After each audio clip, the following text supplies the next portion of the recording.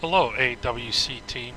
After inspecting the finish, I'm happy to see it's stronger and thicker than the previous plywood sides.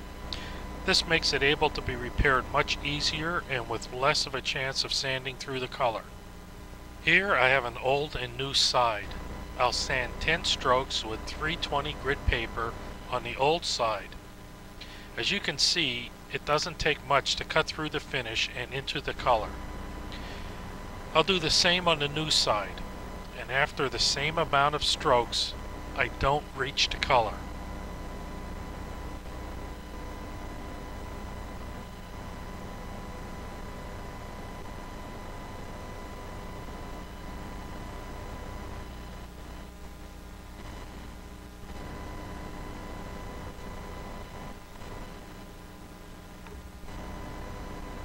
I'll sand 10 more strokes on both, and you can see how much more color is removed on the old side.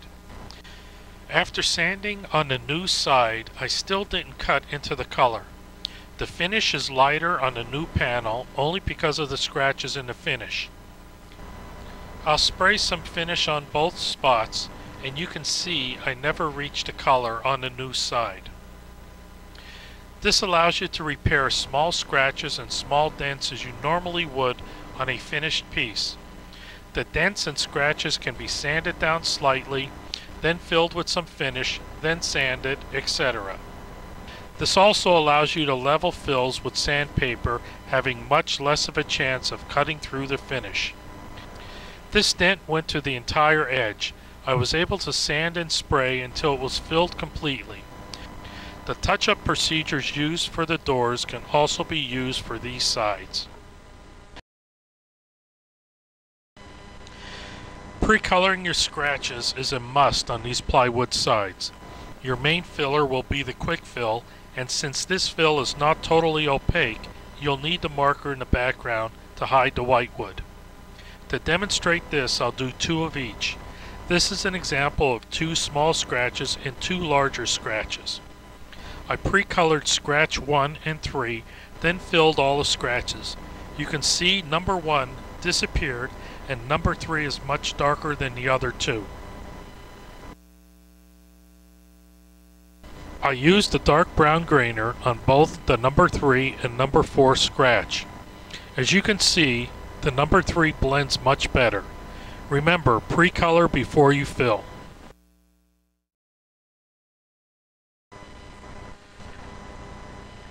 There's a number of finishes on the cross-reference sheet that list quick fills with a B and a T next to the number.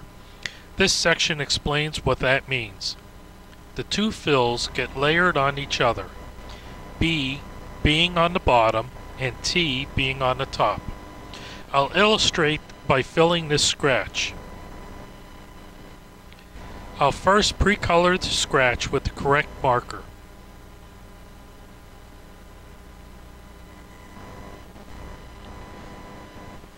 I then fill the scratch with the B or bottom quick fill. You don't have to worry about getting this level since you will be layering another fill on top of it.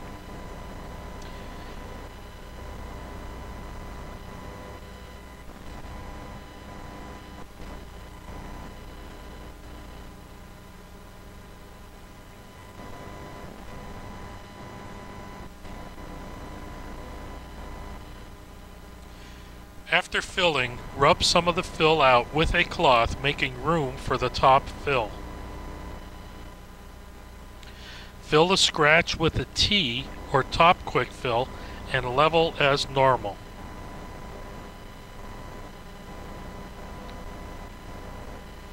The 2 colors layered together give you the correct color for the panel.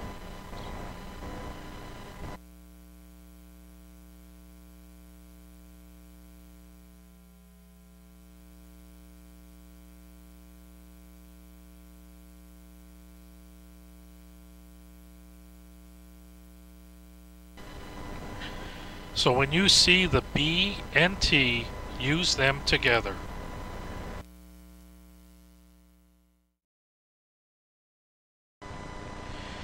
This section shows the preferred touch-up material for plywood sides. Although you can use any touch-up materials, you'll find that these are the easiest to use. Ultra markers will be used for pre-coloring fills and also for running edges. You can also use the marker to tint quick fills and color sand-throughs. Puddling the marker on a plastic card and using a brush is the best method.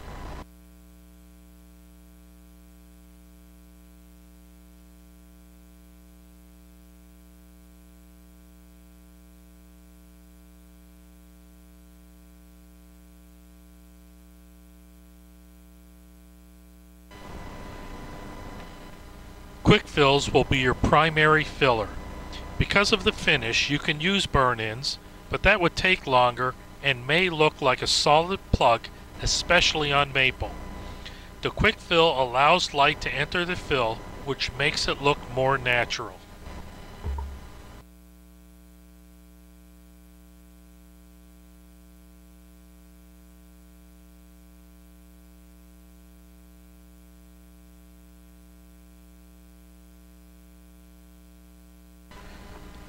Graining markers will probably be one of the most used touch-up items used on top of quick fills.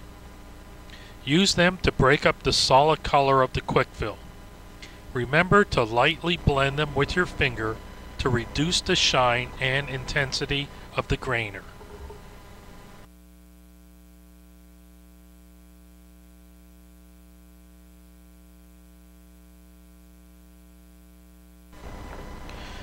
You'll find graining pencils look very natural when tinting fills and coloring light areas. Use them after you sand and after you lightly spray some sealer on the area you want to color.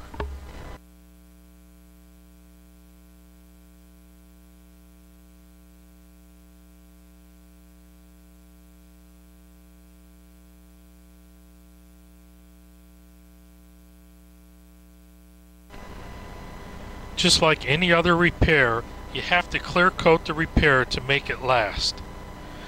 The normal pre-cat sealer and lacquer can be used, but you'll most likely have to spray the entire panel to make it look the same. The finish is not affected by no blush, which means it's a catalyzed finish. All procedures for catalyzed finishes apply. Perfect blend lacquer will be used when you need a small amount of lacquer to coat and spot blend quick fills and adjust sheen on top of repairs. This aerosol's ability to leave little to no overspray make it the perfect lacquer to be used on these plywood sides.